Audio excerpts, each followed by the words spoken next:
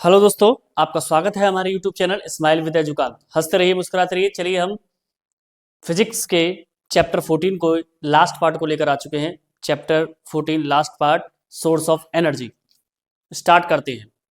मैं आपको जितना भी पढ़ाया है पीछे की चारों वीडियोस में, उसमें से 3 वीडियोस हमारी फर्स्ट स्टेप की थी, बाकी मैं रिवीजन टाइप में और उनको जोड़ दिया। थर्मल पावर प्लांट, तो देखिए हम बात करते हैं थर्मल पावर प्लांट क्या होता है बेटा। कि in a thermal power plant में power plant coal petroleum is used, प्रयोग किया जाता है for converting water into steam, यानी पानी को स्टीम में, भाप में बदलने के लिए, बदलने के लिए द स्टीम इज यूज्ड, भाप का प्रयोग किया जाता है to rim the turbine, rim माने घुमाने के लिए टरबाइन को, टू जनरेट इलेक्ट्रिसिटी, क्या पैदा करने के लिए, इलेक्ट्रिसिटी जनरेट करने के लिए। अगला है बेटा बायोमास, द मटेरियल ऑब्टेन, यानी पदार्थ जो प्राप्त किया जाता है from the bodies of plant, यानी पौधों से एंड एनिमल से, इज कॉल्ड, कहा जाता है बायोमास, यानी जो डेड हो जाते हैं उनसे हम जो प्राप्त करते हैं, जैसे कैटल डंग यानी गाय का गोबर, सीवेज, रेजिड्यू क्रॉप रेजिड्यू माने क्या होता है बेटा, जो फसलों का सड़ी हुई चीजें, फसल खराब हो जाती है, ये सारी चीजें, वुड लकड़ी।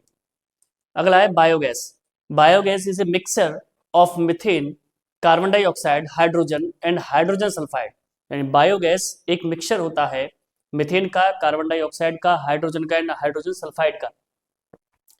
It contains 65% of methane gas, इसमें 65% मिथेन गैस होती है। And biogas is produced by the anaerobic degradation of biomass in the presence of water, यानी इसका बायोगैस पैदा की जाती है अनएरोबिक डिग्रेडेशन, यानी विदाउट ऑक्सीजन की प्रेजेंस में, in the presence of water, लेकिन उसमें पानी उपस्थित रहता है, but in the absence of air, लेकिन वायु की उपस्थिति नहीं होती। अगला है बेटा हमारा विंड एनर्जी, ये रिवीजन में मैंने सारा कुछ बता दिया है। Wind energy has been use since ages, यानी जो पवन ऊर्जा है उसका काफी वर्षों से या युगों से प्रयोग किया जा रहा है। Windmills have been use, windmills का प्रयोग या पवन चक्की का प्रयोग किया जाता है, स्पेशली विशेष तौर पर Holland, since medieval period, Holland में कहां पर, मध्यकालीन युग से। नाउअडेज आजकल windmills are being used, यानी पवन चक्की का प्रयोग किया जाता है टू जनरेट इलेक्ट्रिसिटी, क्या पैदा करने के लिए, इलेक्ट्रिसिटी पैदा करने के लिए। The kinetic energy of wind is utilised to run the turbines, जो काइनेटिक एनर्जी है विंड मिल की, पवन चक्की की, वो टरबाइन को चलाने के काम आती है, विच जनरेट इलेक्ट्रिसिटी, जो क्या पैदा करती है, इलेक्ट्रिसिटी। एट प्रेजेंट, वर्तमान में Germany is the leading country in the terms of wind energy, Germany सबसे मुख्य केंद्र बन चुका है विंड एनर्जी का। Production in India comes at the number 5, और इसका उत्पादन पवन ऊर्जा से जो हम विद्युत ऊर्जा पैदा कर रहे हैं उसमें हमारा देश 5वें नंबर पर है।